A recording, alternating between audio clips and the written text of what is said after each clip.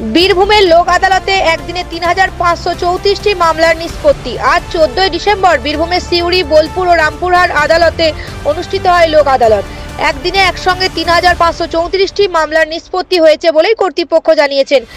বিভিন্ন মামলার জরিমানা ও ব্যাংকের অনাদায়ী ঋণ বাবদ ৬ কোটি ১৫ লক্ষ টাকার বেশি সংগৃহীত হয়।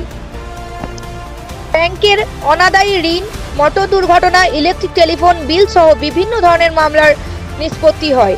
এবারই ছিল 2024 সালের শেষ লোক আদালত। সিউড়িতে লোক আদালত তদারকি করেন ডিস্ট্রিক্ট লিগাল সার্ভিসেস অথরিটির সচিব বিচারক নিরুপমা দাস ভৌমিক। সিউড়ি টাইমস, সিউড়ি, বীরভূম।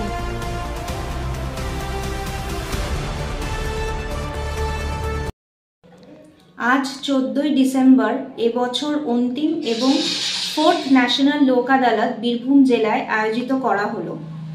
এই প্রোগ্রাম আয়োজনে পরিচালনায় আছে বীরভূম জেলা আইনি পরিষেবা কর্তৃপক্ষ। সিউড়ি সদরের সাথে সাথে রামপুরহাট ও বোলপুর সাবডিভিশনেও এই প্রোগ্রাম আয়োজিত হয়েছে।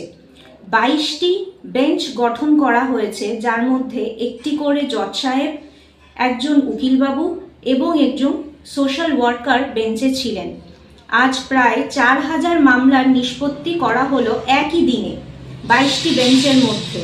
তার মধ্যে মোটর দুর্ঘটনার মামলা, ব্যাংক লোনের মামলা, ট্রাফিক, টেলিফোন, ইলেকট্রিসিটি মামলা, চেক বাউন্সের মামলা এবং ফাইনের মামলা ছিল। আজকে প্রায় 7 কোটি টাকা আদায় করা হলো।